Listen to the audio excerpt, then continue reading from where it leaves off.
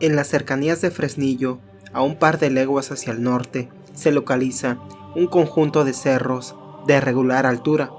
Uno de ellos llama la atención por la flora y fauna existentes.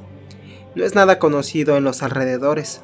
Se le conoce entre los lugareños como el Cerro del Soconostle, también Cerro Gordo.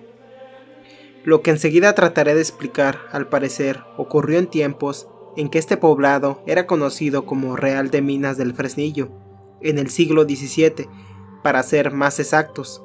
Fue cuando el beneficio de la plata alcanzaba otros derroteros que convertían al Fresnillo en un lugar que ofrecía infinidad de oportunidades para enriquecerse, tanto mineros como para comerciantes, hasta aventureros que provenían de distintos países y de la región. El Real de Minas del Fresnillo producía plata principalmente, aunque también oro, pero en cantidades menores. Estas riquezas fundidas en lingotes eran transportadas en carromatos tirados por bueyes.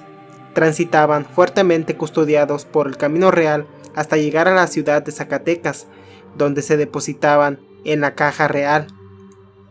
De ahí se enviaba a España, pero parte de la producción se quedaba en Fresnillo, con los ricos mineros y uno que otro mercader. Estas riquezas atraían poderosamente a mineros con menos suerte, así como a bandoleros que mantenían asolados a los poblados de la región por sus frecuentes correrías. Para evitar que los asaltos, robos y crímenes pudieran arrebatar los lingotes de plata y oro a sus propietarios, se recurría a las fuerzas armadas que a su cargo tenían el resguardo real y que se encontraban acuartelados en el presidio o cotón militar. Lo anterior, de hecho, no ofrecía seguridad alguna a los pobladores y se buscó otra manera de proteger tales tesoros, precisamente para estar más seguros de que las riquezas que extraían de las entrañas de las minas se mantuvieran mejor resguardadas. Se decidieron a esconderlas en cuevas que nadie conociera. Se determinó que fueran las que se localizan en el Cerro del Soconostle.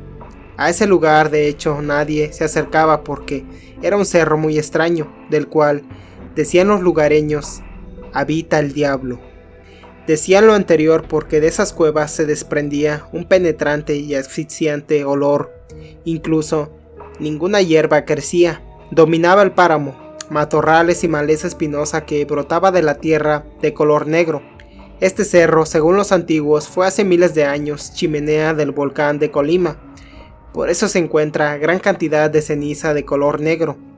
Además, los arbustos que ahí crecen son de una especie sumamente rara y de horrible apariencia. Los lagartos y serpientes que ahí abundan son oscuros y de piel escamosa y de horripilante figura que ahuyenta a curiosos. Esto fue tomado en cuenta por los mineros para ocultar sus fortunas. Creían que el temor al diablo que suponían habitaba esas cuevas. Nadie se atrevería a incursionar en ellas, mucho menos en tratar de llevarse el tesoro de los mineros. Pasaron los años y la gente empezó a olvidar lo que en el cerro se había depositado. Los mineros y mercaderes también, y al parecer todo quedó en el olvido. Transcurrieron los años y pocos en verdad recordaban ese pasaje de nuestras tradiciones, y se llega a mediados del siglo XX. Fue en tiempos cuando se construía la carretera panamericana o Cristóbal Colón, y que pasa a escasos metros del Cerro Gordo. En ese lugar empezaron a ocurrir extraños fenómenos que los trabajadores no sabían a qué se debían, pero los atemorizaban cada vez que se acercaban a las cuevas que permanecían ocultas en el exuberante follaje. Decían, cada vez que se adentraban por el cerro a cortar leña para calentar sus alimentos o encender fogatas en la noche al acampar en ese sitio, escuchaban ruidos extraños que salían como de abajo del pedregoso terreno. Luego empezaba a salir humo negro muy espeso que atemorizaba a los obreros porque apenas podían respirar. Muchos de ellos se enfermaron, otros prefirieron abandonar el trabajo. Resulta que cerca del Cerro Gordo habitaba un humilde pastor que cuidaba su modesto rebaño de cabras. Él fue quien explicó a los trabajadores de la carretera lo que en el cerro había. Les dijo que el diablo habitaba en ellas y que cuidaba un tesoro que dejaron los mineros españoles hacía muchos años. El diablo, según el pastor, le había dicho que el tesoro sería de quien se lo llevara cuando él no estuviera en la cueva. Al regresar y al ver que no se había llevado el oro y la plata, se quedarían con él en su lúgubre morada. El pastorcillo explicaba que él conoció al diablo cuando una de sus cabras se internó en el monte y fue a caer en una de las cuevas. Cuando intentaba rescatarla se le apareció el curro, así le llamaban a Lucifer, y le dijo del tesoro. Asegura que él lo vio, pero que no trató de llevarse nada. Incluso vuelve a asegurar que el diablo se retira de la cueva cada Viernes Santo, y es cuando se puede llegar a ella, ya que aparece a la vista de todos. Desde entonces, los buscadores de tesoro, que por cierto son incontables, han pretendido evadir la presencia del maligno, y acuden cada Viernes Santo al cerro para tratar de llegar a la cueva y sacar el tesoro antes de las 3 de la tarde, que viene siendo la hora en que Cristo murió en la cruz.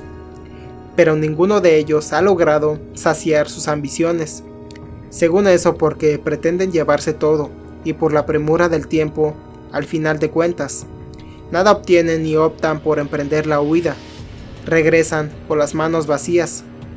La cueva, durante el año, no es visible, solamente unas cuantas horas o minutos del Viernes Santo.